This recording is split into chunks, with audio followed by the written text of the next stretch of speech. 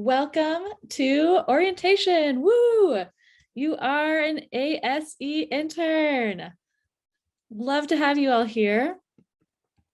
And congratulations on making it. So we're so excited to have this cohort of interns. I'll tell you a little bit about yourselves.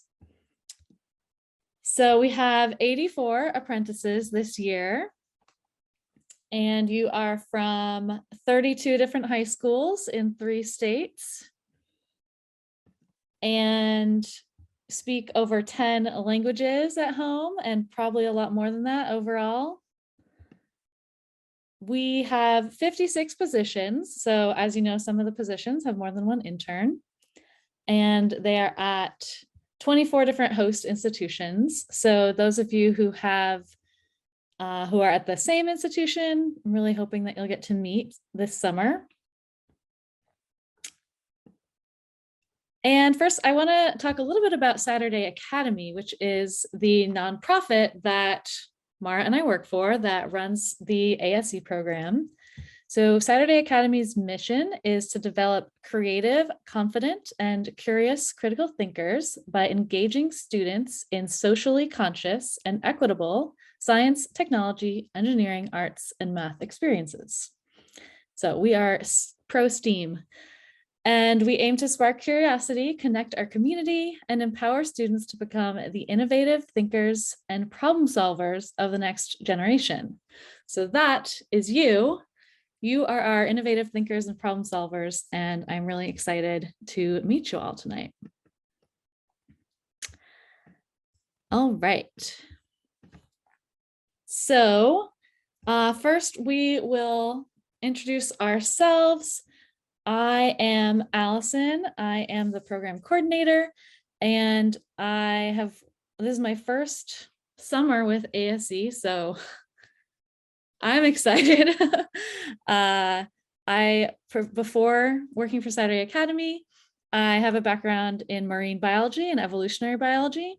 So I've spent some time in the field, in the lab, doing science, and then decided to transition into a position where I could create opportunities for all of you to become scientists, engineers, whatever it is you want to try out. So really excited to be here and to, we're all going through this for the first time together.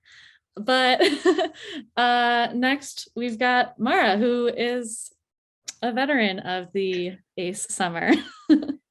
Yes, this is my 3rd summer with Saturday Academy, and I am the ACE program manager. I'm really excited to help make sure that this program goes well and you guys all have a great summer. I sort of ended up here because I want to pay it forward. I had a really amazing experience in high school that helped show me what I wanted to do when I was a grown-up.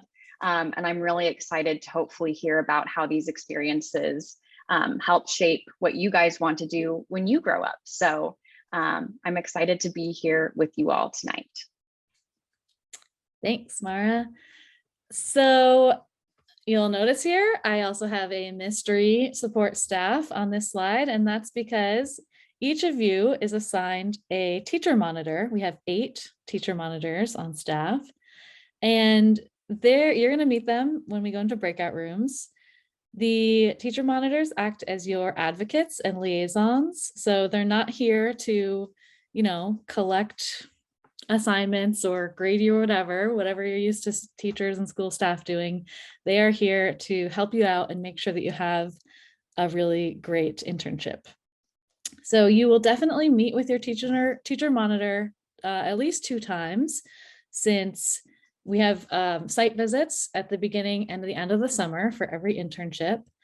And then, but we do encourage you to be in touch with your teacher monitor, throughout the summer, because they can help you out with issues that may come up. And so we'll talk a little bit more about that later. So first, I keep saying first, obviously these aren't all the first things, but before we go into breakout rooms, I want to set our expectations as a program for when you are on Zoom or in other remote meetings. First thing is to make sure that you're joining meetings from a designated workspace somewhere that, basically not your bed. As tempting as it can be to just log into a remote meeting from under the covers, that is not what we're looking for in this program. We want you to treat remote meetings as you would treat an in-person meeting and really try to find a space that works in your home for that. Also, minimize background distractions and noises as well as you can. Try not to have your audio on, especially at least in large group meetings. So it's okay to have your camera and audio off.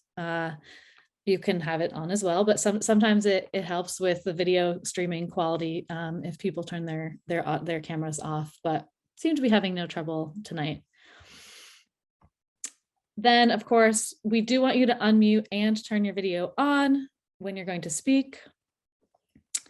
And if you are not sure, you don't want to interrupt, it's always a good idea to use that hand raise function of Zoom to get the leader's attention.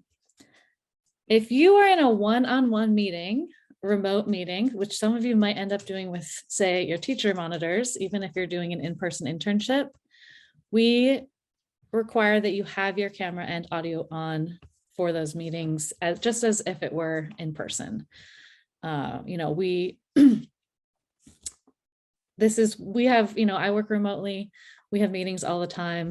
It is very rare that we ever have our cameras off. That's just kind of the way that many workplaces operate. It's a little different than school.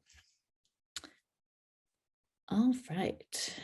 So we are going to get everyone engaged by going into breakout rooms, but I'm just going to explain a little bit first what you'll do in those rooms. So you're going to you'll be with your teacher monitor. So they'll introduce themselves, and then each student will go around and introduce themselves with their name, school, and internship, and also do a rose, thorn, bud icebreaker. So for the rose, this is going to be something that an experience or skill that you have that isn't directly related to STEM, but will help you succeed in your internship. I know this is, I'm telling you this now, so you have a little time to think about it. But my example would be that I have performed in the school plays and in choir. And so I feel like that taught me to perform well under pressure. And so going into science and situations where I felt like I was under pressure, that was kind of like something I was used to. So translatable skills that you already know you have. For the thorn, I love the Portland Thorns, so I hate to call a thorn a negative thing, but in this situation, we're gonna go with something that you're a little bit nervous or worried about regarding your internship.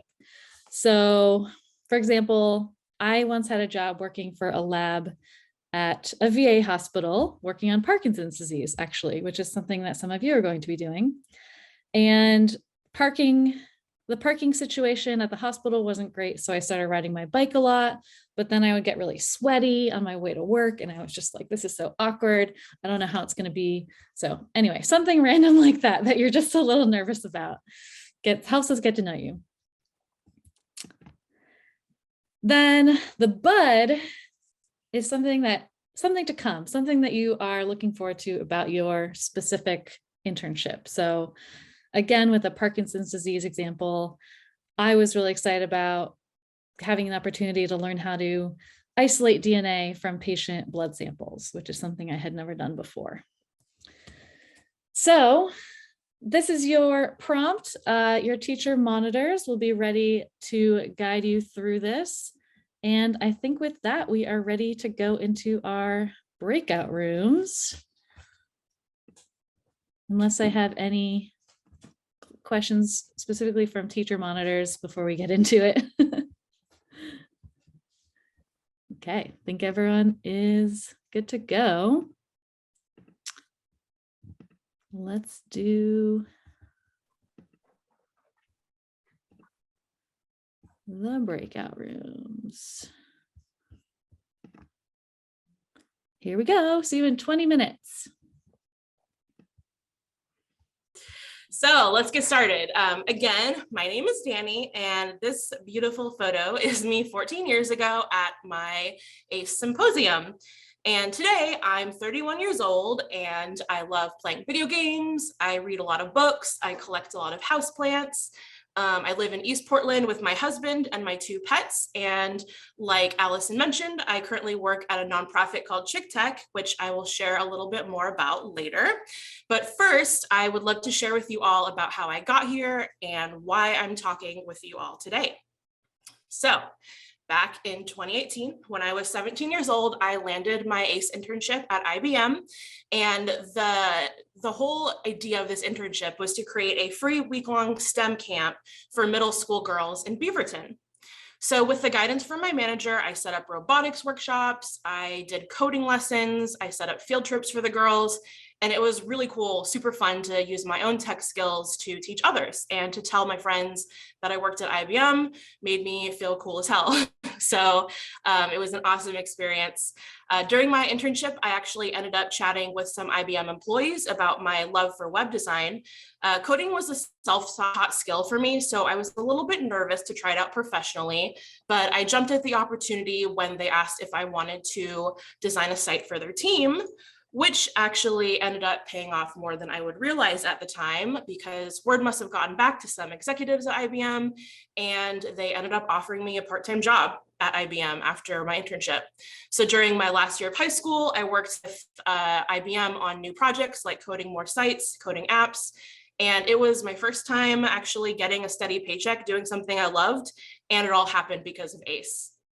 So between then and now, I went off to college. I attended Willamette University down in Salem. I got a bachelor's degree in rhetoric and media studies, which in short is the study of persuasion, and started my career by working in various marketing related jobs and also freelancing as a web and graphic designer on the side. So today, I work as the national marketing manager for a nonprofit called Chick Tech, where we help get women, girls, non-binary people of all ages into STEM careers. And I love my job so much. I get to do web development, I do social media marketing, graphic design, I write blogs about our participants, and I work with a really awesome team making a big impact for high school students around the world. So you might see a parallel between my internship at ACE and my work at Chick Tech today. My first job was focused on getting girls excited about STEM, and that's also a big part of what I do now. And I cannot imagine that that was a coincidence. I believe firmly that ACE is a big reason why I'm still doing similar work almost 15 years later. My internship gave me confidence, it helped me discover what I wanted to do professionally, and most importantly, perhaps, it gave me the tools to make it happen. So in a few minutes, I'm going to share with you 3 tips that I think made the most difference in transforming my internship experience into my career. And although all of you will be working in different fields, some of you I saw online, you're going to be doing some really awesome science tech work, but all of the tips I have are 100% transferable in any field and can apply to each and every one of you. But first, let's do some quick polls to get a baseline of how y'all are feeling about your internship. So if y'all want to pop open a new browser or open your phone and type in slido.com and enter in the code, or you can click that link I just threw in the chat, you can participate. And I will give you 2 statements to respond to in relation to your upcoming internship. It is anonymous and completely no wrong answers, so don't be afraid to respond honestly. So first question I got for you. Should pop up on your phones or in your browser, this first question. I don't know if my internship field is the perfect fit for me yet. So go ahead and let me know if that applies to you.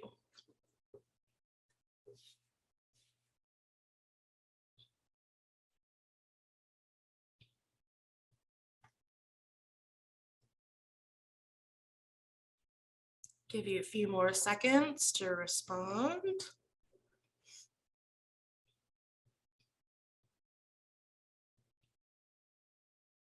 All right, so it looks like most of you are not sure if this is the right field for you yet. And question number 2, move on to, is I worry if I'll be good enough at this field to succeed. Go ahead and let me know how you feel about that one.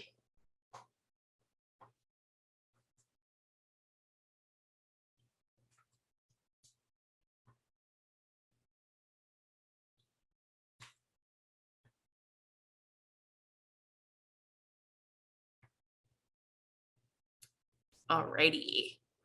So again, definitely sounds like a lot of you experienced this.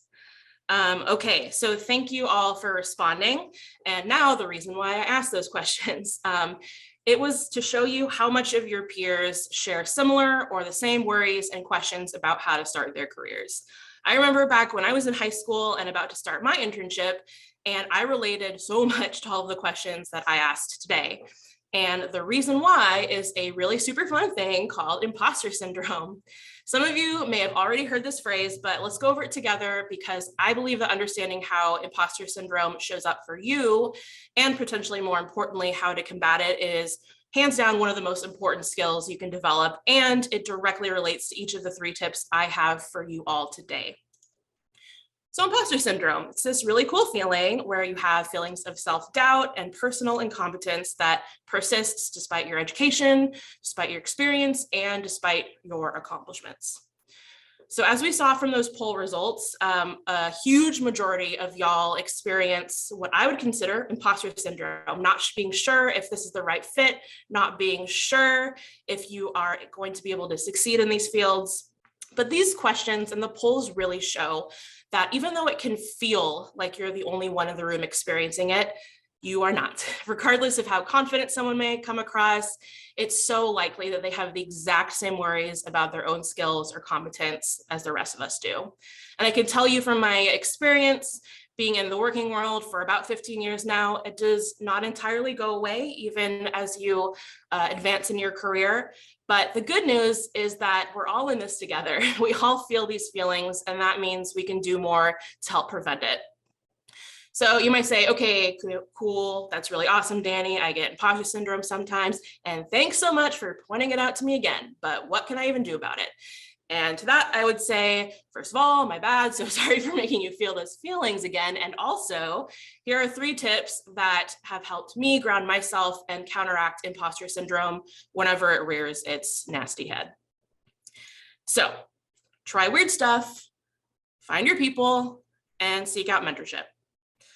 First one, try weird stuff. Sounds strange, I promise I can explain. So let's be honest, putting yourself out there is hard, it's weird, it's rarely comfortable to try something new, especially in a completely foreign setting like y'all are going into with your internships.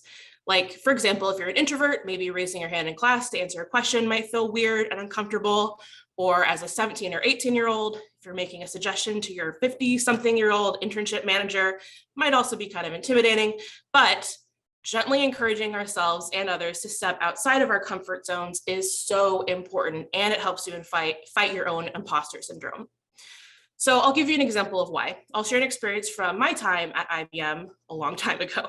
So as I was transitioning from my internship into part-time employment, I was asked if I was interested in working with a team doing research on global sales statistics. I had no experience doing this. I had no idea what to expect. And to be honest, I was not super stoked about it. I didn't know if it would be something I would be interested in, but I wanted to appear helpful, so I said sure.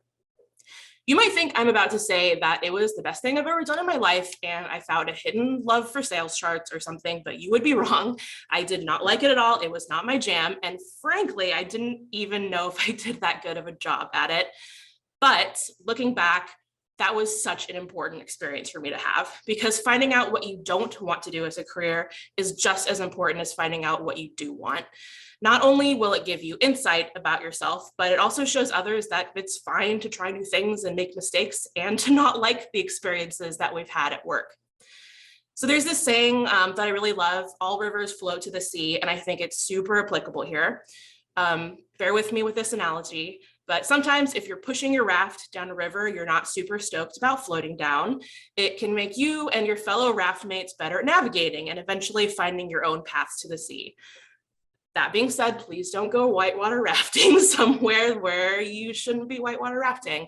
However, I highly encourage you all to, like I said, try weird stuff. Your internship is a safe space to explore new skills and to make mistakes. So my suggestion would be volunteer for a project you have no experience with, or make suggestions about how to do something in a different way, even if you're not sure how it'll work out. And if you love it, awesome. And if you hate it, or even if you feel like you suck at it, that's also valuable information that you can take with you for years to come. Tip number 2, find your people. So, all right, so you know those friends who you'd consider your ride or dies, like maybe it's your best friend at school or a long distance friend you talk to online every day, or a sibling. Think of that person or those people who help keep you honest and who give you pep talks when you feel like you're at your lowest, or those people who give you advice and help you discover new hobbies and interests.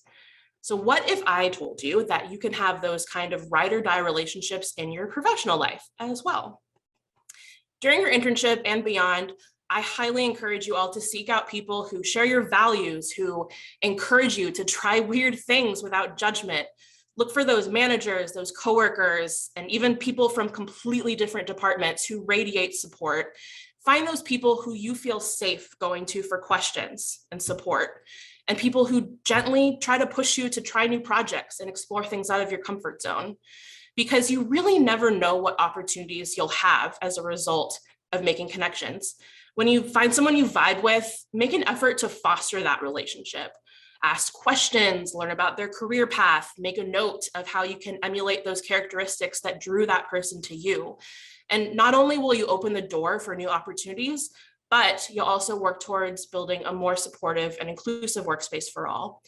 And as a side note here, I want to call out the fact that women, people of color, LGBTQ+, and non-binary people, those who are neurodivergent, disabled, they're all underrepresented in many, if not all, of the industries you will be interning within. So if you identify, like me, with any of these communities, please know, and if there's one thing you take away from my talk, please hear this: you belong in STEM. And there are people out there who share parts of your identity who want you to succeed. And I won't sugarcoat that you might have to deal with crappy things, different and unique challenges, but I want to encourage you folks especially to find a supportive community and to support each other's successes. And really to all, even those who don't belong to any underrepresented identity in STEM, please know that allyship is such a crucial, important aspect of community. You all have the power to lift each other up and make it a priority to get involved as an ally. And especially with this unique opportunity here with ACE, you have the ability as a group to learn so much more about each other's skills, your traits, your personalities. So take advantage of that in this instance. Take advantage of all the opportunities within the ACE program to connect with each other, support each other. And I'm so sorry if I'm dating myself and sounding cheesy, but it is up to us as young people to make positive changes within our workplaces, and forming inclusive communities is such a huge, powerful way to do that. And the third tip I have for you, the one we're going to close out on today, is to seek mentorship. This might seem like no brainer, but I can tell you from experience that it makes such a big difference. So for example, for me, over 10 years, I stayed in really close contact with my internship manager, whose name was Linda. We made the effort to catch up at least 2 times a year. After my time at IBM, she genuinely cared about my growth as a person, as a young professional. She wanted me to succeed.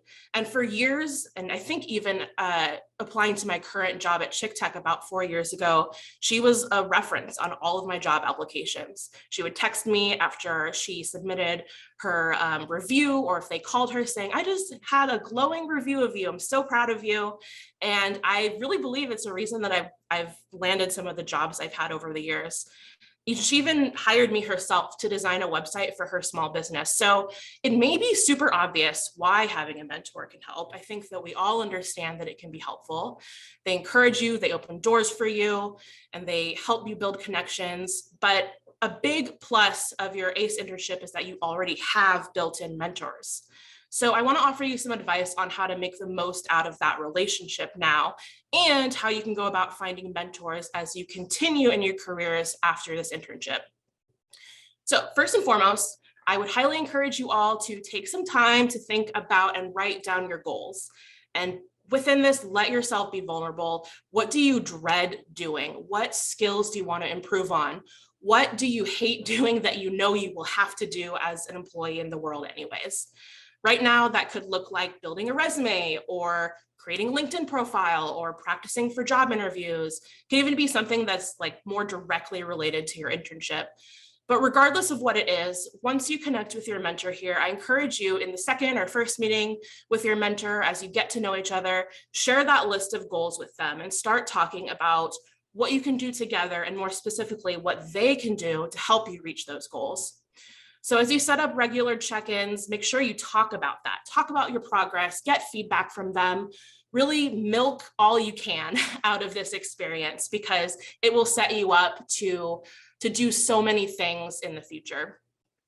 And as another side note, I want you all to know that not all of you may find a super, super strong connection with the first mentor you work with. That is 100% okay. Your internship is a space where you can learn as much about what you need in your support systems to succeed as what you'll learn about your on-the-job skills and what you'll need to succeed there. So regardless of whether or not your first mentor is a perfect fit, you can always keep your eyes peeled for more. And how you do that is seek out people you vibe with who are killing it in those areas you want support in. And once you're settled in your internship, I would suggest that y'all start putting out feelers to your peers, to employees at the organization you're interning with, and see if their experience matches what you're looking for. Lastly, once you've found someone who might be a good fit, you can be direct. It is okay to go up to someone and say, I would love it if you mentor me. 100% of the time, 99% of the time, they will be flattered, absolutely flattered, if you ask them to be your mentor. And even if they aren't the right fit, say they don't have the experience you're hoping to get, or they're simply not able to offer you that, more often than not, they'll be able to give you an introduction to someone they know who might be a better fit. It's really kind of one of those no-lose situations. I know it's awkward asking for someone to give up their time and experience, but I promise you, it is such a huge compliment when that comes your way, and they'll almost always be more than happy to help you out. But above all else, remember that a great mentor is someone who is patient with you, who respects where you're at now, and who can offer advice unique to your situation. And in 5 or 10 years, I have no doubt, just knowing what amazing internships y'all are doing this year, that you will go on to become amazing mentors in the future. So in closing, I want each and every one of you to know that you're going to kill it this summer, and I am really, really proud of you all already. I've been through this myself. I know it's a lot of work, and it can be really scary putting yourself out there in a completely new environment. So taking the time to seek out and commit to these internships shows so much crucial vulnerability and a willingness to learn. You've taken an amazing, so important first step in discovering your skills and your passions by participating. And I cannot wait to see what you all continue to do in your careers in the future.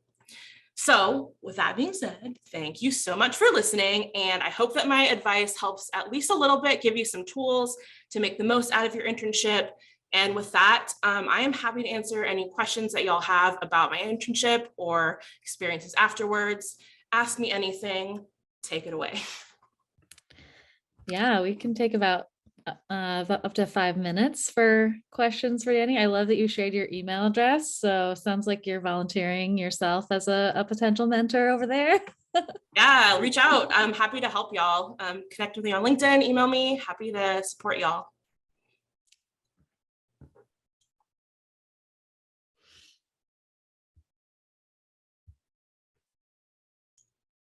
Thanks, Maura. Now's your chance to ask a real ACE alum what it was like. So tell me, as a real ace, what was it like? What was it like? I felt a lot of times like I was too young to be getting into what I was getting into, to be completely honest. I was working with people who were 20, 30, 40 years older than me, and it was real intimidating.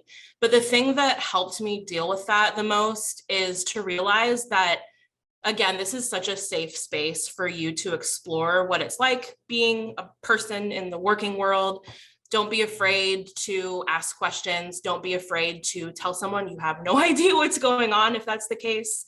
So yeah, I would say it was super, super fun, very intimidating, and incredibly rewarding. We got another question in the chat from Sarah. Was there anything about your internship that was unexpected? Ooh, good question. Yeah, actually, I can give you a really good example. So there was a particular project I was working on in my internship. The project was to create this little like video reel of kids who had attended our summer camp and kind of like use it as a promotion tool. And so my boss handed me a camera and said, okay, here are some people who are willing to be interviewed, have at it. The video was terrible. I sat people down in like a window, so it looked like they were in witness protection. You couldn't see their face. It was really weird.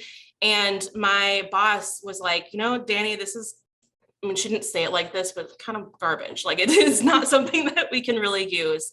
And that was, I think, one of my first times in a professional setting where I got critical feedback.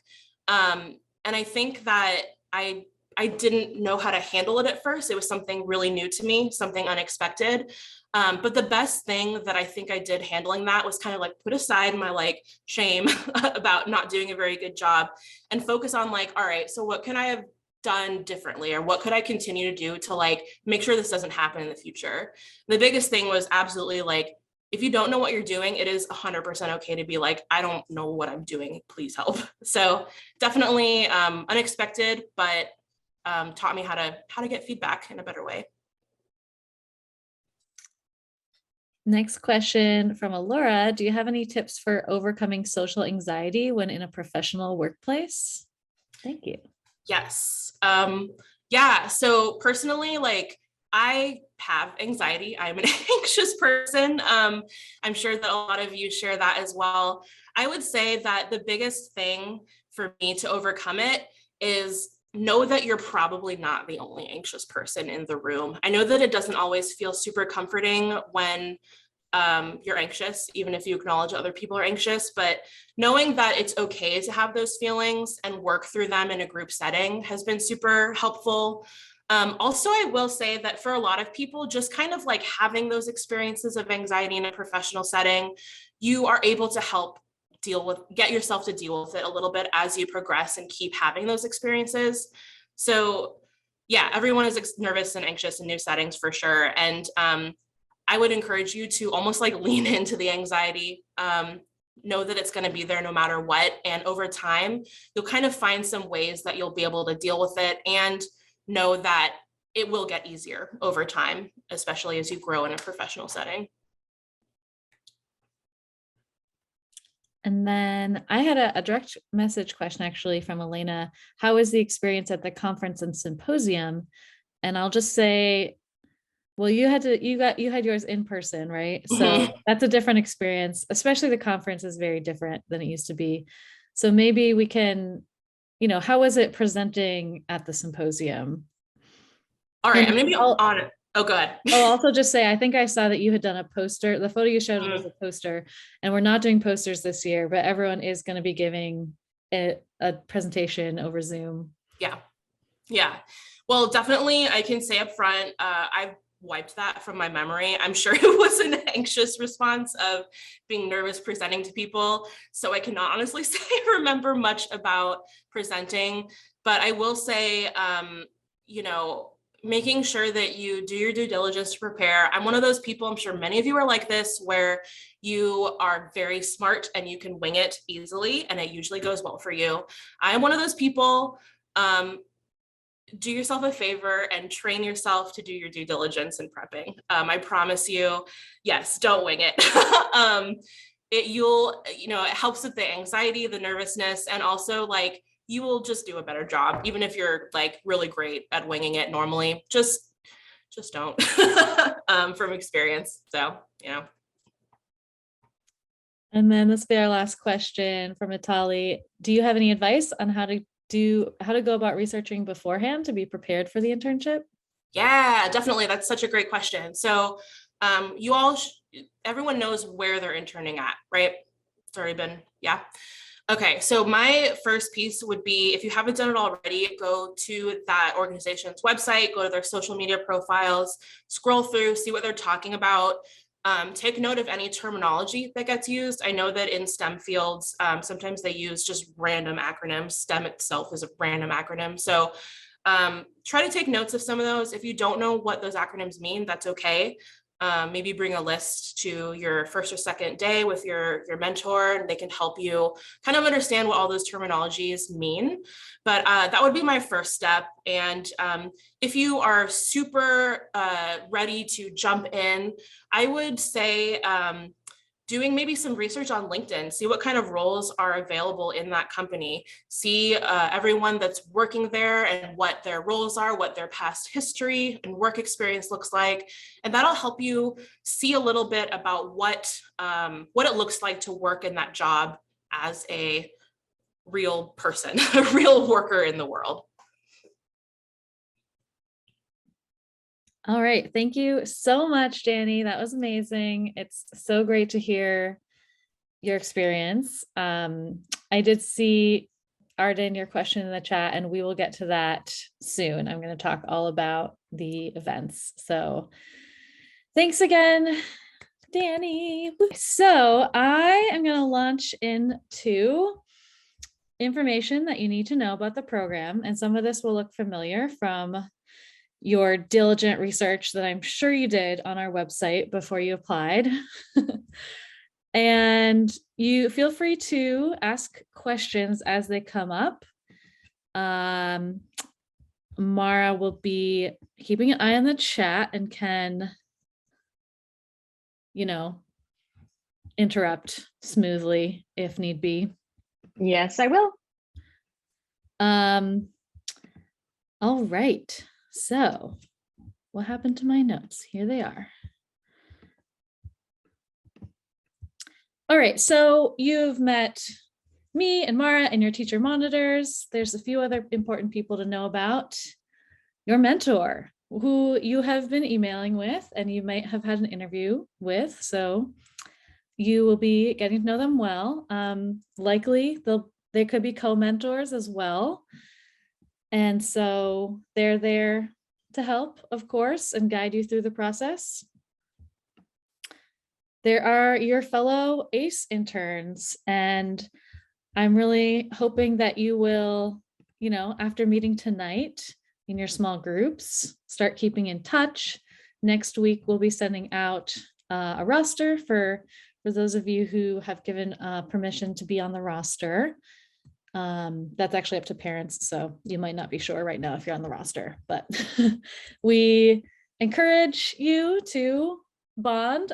I know we're all a little bit disappointed still that we don't have in-person events, and so it takes a little bit more effort to do so. But those of you who are working at the same institution or in the same labs will at least get some face time. There's the teacher monitors, who of course you've met tonight, and they will be, reaching out to you for various communications as need be, but you can reach out to them as well. And then a staff, so that's me and Mara. Just so you know, for the most part, I will be the one handling questions that come into ACE from you, the interns. Mara will be handling a lot of the mentor side of things and has done an amazing job at actually setting up these internships so that you can have them. And then your parents and guardians will be a good source of support as well. Remember that, this is a big commitment. And so hopefully you've got your people on board to help you, if you need help with transportation, or they'll be understanding if you have to do some work when they want to do other things. You gotta keep those boundaries, and them giving you that time to do this internship is part of their support for you. All right. So we're gonna go just do a quick little activity. I want to have volunteers, with raising hands, to answer a couple questions. So I'm going to give a couple scenarios, and you're going to, we'll have one person just say who they think they would contact in that situation. So first one is you're sick and you're not able to go to your internship that day. Who would you contact? Farron? I would contact my mentor unless I was also supposed to meet with my teacher monitor that day, in which case I'd contact both. Excellent answer. That is exactly right. We, the ACE staff, don't really need to know if you're missing a day. That's between you and your mentor. Unless it is a big event like our conference or symposium, in which case you definitely need to let us know. All right, next scenario.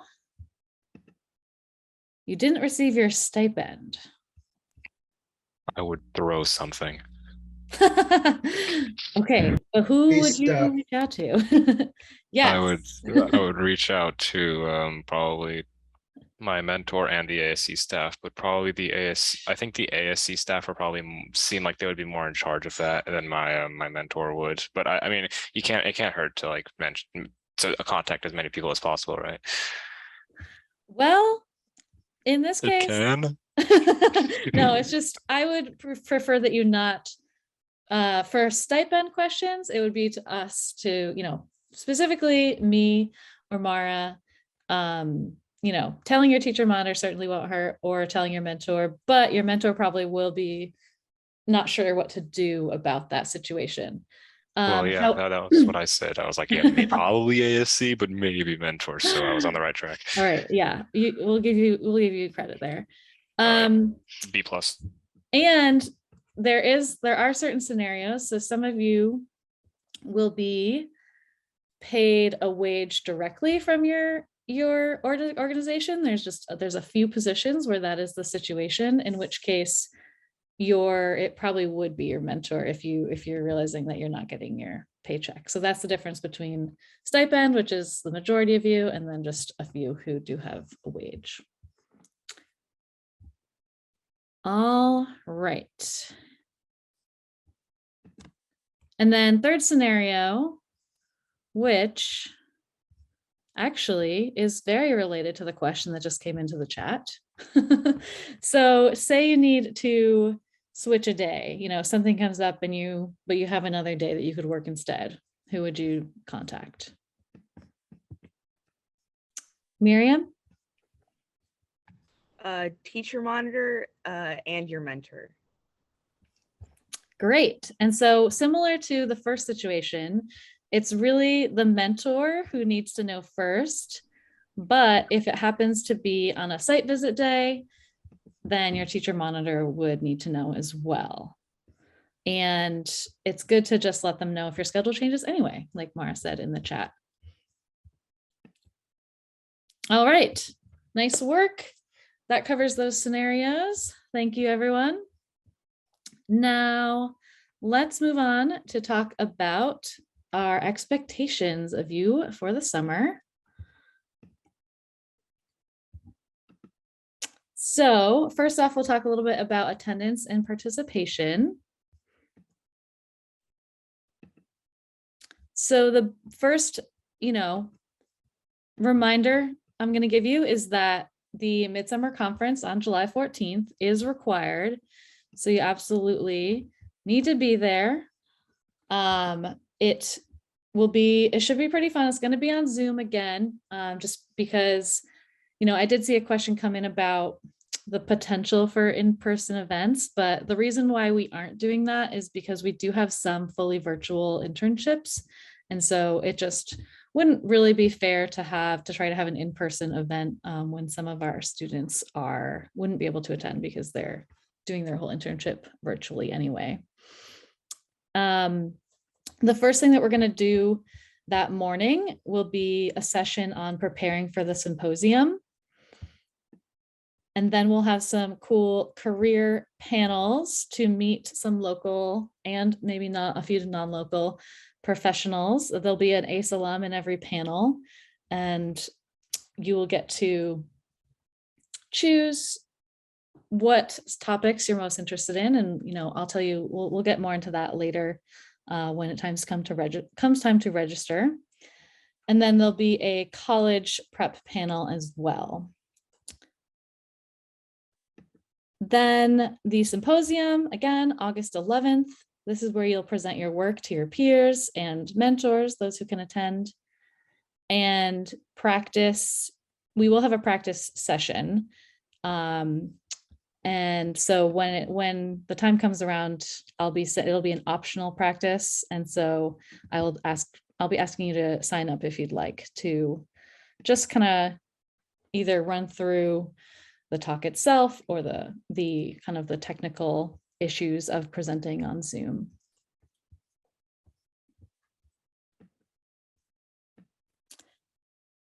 Okay, there are a couple holidays this summer, and so you'll want to clarify with your mentor whether or not so Juneteenth and July 4th are both federal holidays. So it's likely that most organizations actually will be honoring these holidays and observing them. And this is particularly important to think about Juneteenth because it is observed Monday, June 20th, which is a start date for some of you. And so this is something that we kind of had on the calendar for a long time.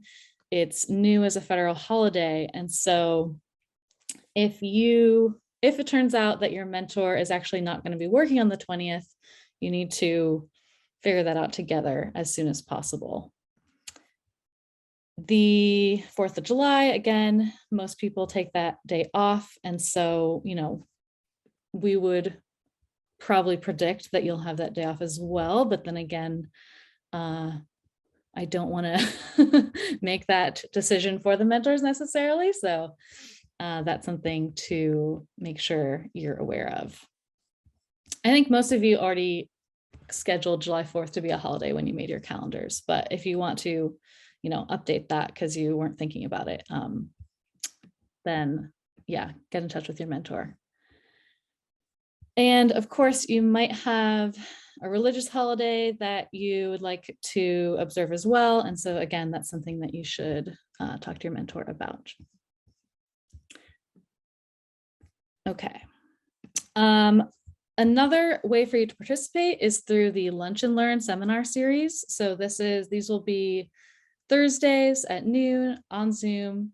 It's a chance to meet another person in a career you're interested in and hear about their career path. And they are optional, but highly encouraged. All right, next, a bit on workplace safety and professionalism. So our main priority with safety is making sure that you're following whatever the COVID regulations are for your organization. We want everyone to be as safe as possible since we're still navigating this pandemic. Hey, Allison, we got a question in the chat about calendars really fast. Oh, right. Okay. If we have changes on the days that we will be interning after we contact our mentor, should we update our calendar and resubmit it? I would encourage you to resubmit it to your teacher monitor.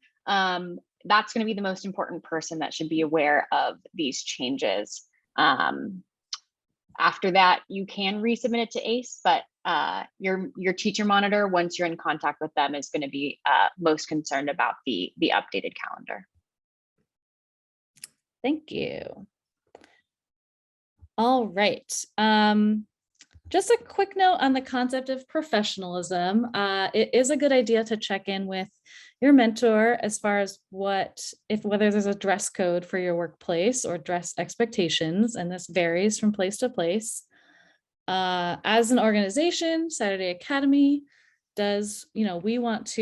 we value your right to express your identity through your appearance, but in many, especially scientific workplaces, there is a dress code that's really more about safety than professionalism. And in, different organizations may have different standards. So it's a good idea to check in about that so that you're making the best impression you can. And as for using technology, this is another professionalism issue. You should not be on your phone while you're working. You should put away your cell phones when you start your workday. You can take them out again on breaks and lunch, but unless you are told that you need to use your cell phone for work reasons, then you're not, if you're just sitting there looking at your phone, it's going to look like you are hanging out on TikTok or something instead of doing work. So you want to make a good impression. And then at the end of the summer, you're going to write thank you letters to the people that you worked with. And again, this is another way to show your appreciation for the internship. And I think it also kind of indicates it's a way to play it to, formally say that you'd like to stay in touch. If that's the case, it's kind of a good way to make a connection that's lasting.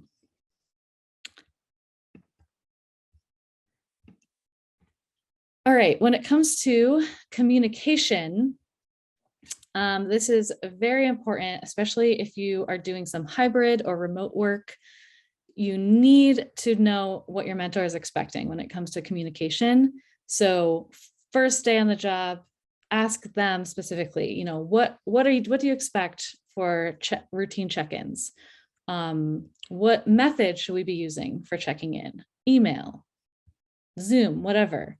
What are the hours that we're going to be in contact? Are there any due dates I should know about for project deadlines? And also, will we be meeting weekly or something, right? That might be a way that or daily or weekly. There could be times when your mentor is assigning you work that will take a long time. You might be on your own for a while, but you're going to want to keep them updated as much as they want to be updated. So that's something you need to talk to them about. If any problems come up or issues, or you're not really sure how to ask your mentor a question, again, remember your teacher monitors are there to help you navigate that relationship. So communicate to them. Don't let things go too long. If you're not sure what you're doing, reach out to your teacher monitor immediately, or your mentor if you're feeling comfortable with them already. When it comes to emailing, which you will definitely be doing a lot of as you move on with life, there are some particular rules of etiquette we'd like you to follow and get used to that people in the workplace do. The first is to respond within 24 hours if you can. 24, well, think of business days, right? Like if someone emails you on a Friday, you don't have to respond Saturday. You can wait till Monday. But you don't want to leave things unresponded for too long.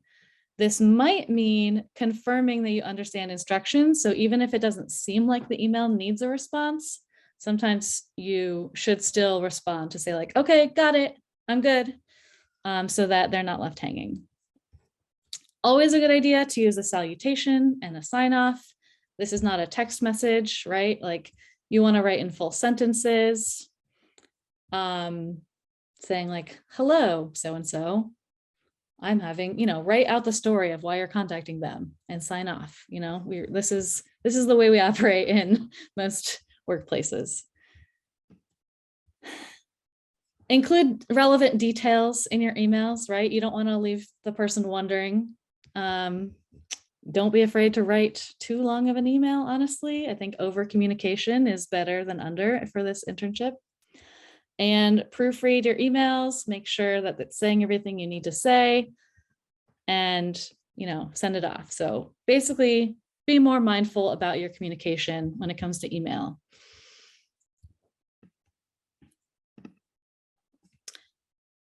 So last of the intern expectations. So what you can expect from us is that you will get paid. Your stipend will come in 2 payments, one at the beginning of the summer, one at the end. And if your name or address has changed since your application, your legal name and your address, like your residence, then you would need to let us know, because we're sending physical checks to you. If you're getting paid a wage from your organization, then you'll be on a schedule, whatever that schedule the org is on. And all right, so Danny shared a lot of tips for success with you all, but I'll just share a few as well. And I know we are coming up on our time here, so I will go through them as quick as I can. We're hoping that you're going to be setting goals with your mentor so that you're driven to accomplish those goals during the summer. So ask early on what your goals are with your mentor. As you go on with your project, be ready for feedback or criticism. Mistakes are opportunities to learn, and Danny gave a great example of that with the video. Again, actively seek out a network and mentors. Danny did a great job of describing that process. The reason you may want, more than one mentor, you've got your formal mentor, but you're going to meet other people as well who will help you in your lifelong career path, right? You might meet someone who later on goes to work at a different organization that you're interested in, and so they're going to be your contact there. You might meet someone who went to the college that you want to apply to, and so you'll probably want to talk to them about that. There's so many different ways that different people can serve as a mentor in your life.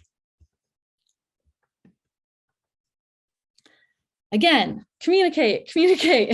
This is, if you take anything away from orientation, it's that communication is key, and being highly communicative is a step towards success.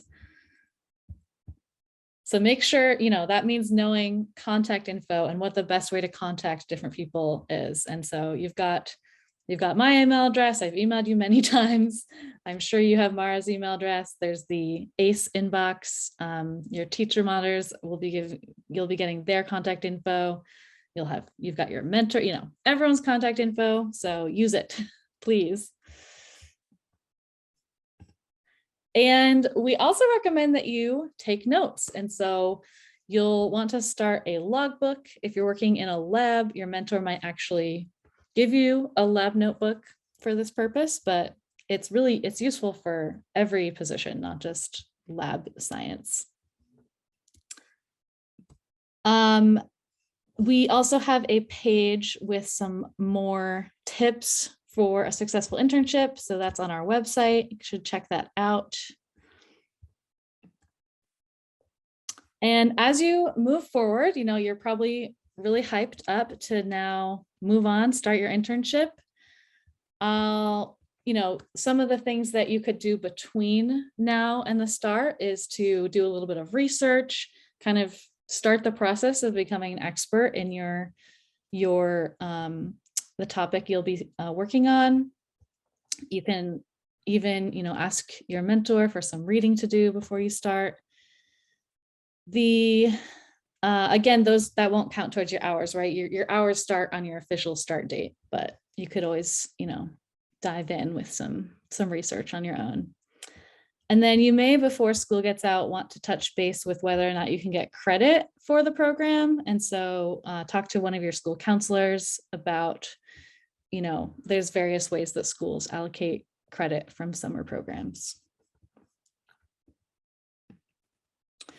Once you're started, again, highly recommend starting a logbook on day one, writing down people's names, more contact info, where things are located, any sorts of instructions that are particularly complicated. And I cannot emphasize enough, one of the most frustrating things in any job is when you've done something before and you didn't write down how you did it and you have to reteach yourself how to do it. I have wished that I wrote things down so many times, and starting to learn from my mistakes. So hopefully you can just take that from day one. And another thing to take note of is sometimes, you know, you want to sort of gauge if your mentor's giving you a certain amount of work, but you feel like you're running out, you only have like a couple days left and you're going to finish that, to get in touch with them, you know, update them with your progress and see if they have next steps ready for you. All right. I think we are now ready for questions. I know we're coming right up against the time that I said that we would take. So if you have questions, but you don't have time to ask them, absolutely email, you know, me, Mara, or the ACE inbox with your questions. We'll definitely answer them, but we'll also stay on for a bit to answer any questions here. There was some great advice in the chat here at the tail end. Lisa says, ask your mentor for pre-reading materials. It shows you're engaged and interested and will help you become familiar with terms and acronym, which Danny recommend. And Mike says, daily log is absolutely critical to your presentation at the end of the summer. So that's two really great pieces of advice from two of our teacher monitors. Yeah, the teacher monitors know their stuff. Many of them have been doing this for a while and have guided many interns through the process. All right, I've got my eyes on the chat here. So I've got a question. If we miss days, are we allowed to make up hours on the weekends? That is really a question for your mentor. We don't necessarily have a rule against that, although I personally would recommend kind of setting that boundary for yourself to enjoy your weekends. So it's possible, but not recommended. Another question, if we're doing 8-hour days, is that 8 hours of working plus breaks or 8 hours on site in total? Typically, again, this is something you'll want to talk to your mentor about. I think in the adult world, we kind of tend to be at work for 9 hours and 1 hour of that is spent on breaks. But again, that kind of depends on what the schedule is of the other people you're working with. So, you know, we're not tracking that by any means. It's a little more flexible. All right, I see. When should we start working on our presentation? Is there an outline to follow? So at Midsummer Conference is when you'll get really great advice for how to put together your presentation. So I'd say, you know, you don't need to start it anytime before then. And then we also will have some on our website in the current intern section, there will be some info about making the presentation. Oh, and Mike, yes, thank you for that comment. That most of the time lunch is not included in your 8 hours. Did I miss any questions that came in?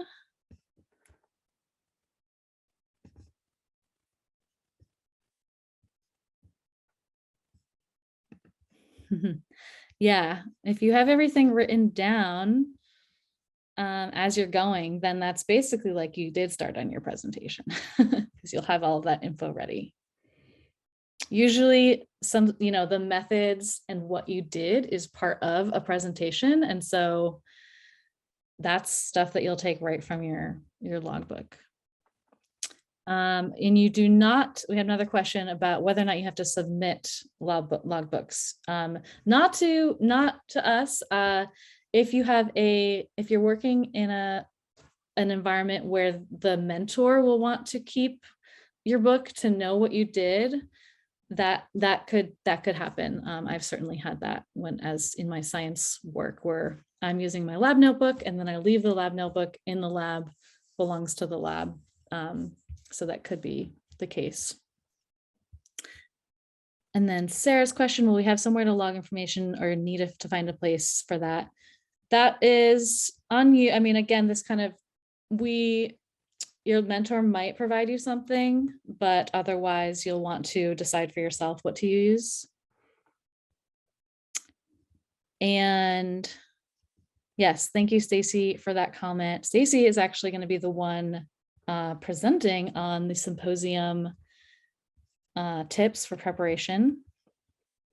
So yeah, writing down everything that you've done is really helpful. Taking pictures, that's also good. You can include pictures in your presentation.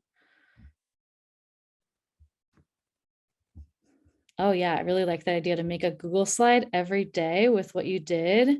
And then it's like, oh my gosh, you're gonna have a 35 slide presentation that you're gonna have to cut down. So working on your presentation towards the end, so I'd be curious what teacher monitors and more I have to say about this, but I would predict that your mentor will give you some time during your hours with them to work on your presentation, but it is possible that you'll have to put in some time outside of those hours as well. Oh, A lot and of times mentors are really invested in making sure your presentation is really great for you. And so they will help you with your presentation in a lot of ways and help you finalize it, especially. So you can sort of count on their help, especially during your contact hours, to work on your presentation, like Allison said, towards the end of the summer. Mm-hmm. And then Stacy made a good point that you can't necessarily photograph everything, especially in certain, workspaces that have confidential information. So always make sure that you're only to ask what you're allowed to photograph. Yeah, thank you for saying that. And the start dates, yeah, so a lot are set to start the 20th. So I am expecting kind of I really want you all, if anyone who has June 20th as their start day, make sure you email your mentor tomorrow about that holiday. And our last day of the program is it's the week after the symposium, August 19th. And so everyone should be finishing their hours by August 19th, unless you have a very special circumstance that we've already talked about. So if you're worried about that, you can email us. Looking through, I think, yes, we've talked about the fact that your mentor will help. And yes, good advice to practice your presentation to your mentor. They're going to want to know what it is that you're saying, and their name is on it too. So you're representing them in your presentation. And I want to add that you don't have to worry about your symposium presentation too much tonight, because we will have a whole session on your symposium presentation at Midsummer Conference. So what we want to make sure you're focusing on right now is preparing for your internship, those first couple days when you're going to have to get comfortable being uncomfortable, and you have that logbook to lean on for when at the end of summer you do that. So if you have questions about symposium, you can feel free to email us. But for now, if somebody has questions about starting their internship, I just want to make sure I'm redirecting the conversation. So we're focusing on sort of the most pressing topics first, because we will definitely have plenty of time to talk about symposium all summer long. Thank you. Yeah. All right. Well, I think we need to wind down, but again, you can always contact us. You have our contact info at this point. And have fun. Most of all, it's going to be really fun. I'm excited for everyone. I see another question about the shirt. Yeah, so everyone's going to be getting a t-shirt. The design will be revealed soon. That's the big reveal that's coming. It's just it hasn't been finalized yet. But thank you to those of you who submitted designs, because they look great. Any final questions? All right. Then a few of you, if you are an OHSU intern and you haven't finished all of the onboarding, you haven't gotten confirmation of your background check and all of that, please stay. I've talked to a few of you. I'm not sure I caught all of you, but I do need to chat with you briefly. But otherwise, thanks for being here. Have an amazing summer, and I will see you next at Midsummer Conference, unless we, you know, come by and do site visits, which hopefully is going to happen. Thank you. Thank you. Thank you. Thanks for coming, everyone.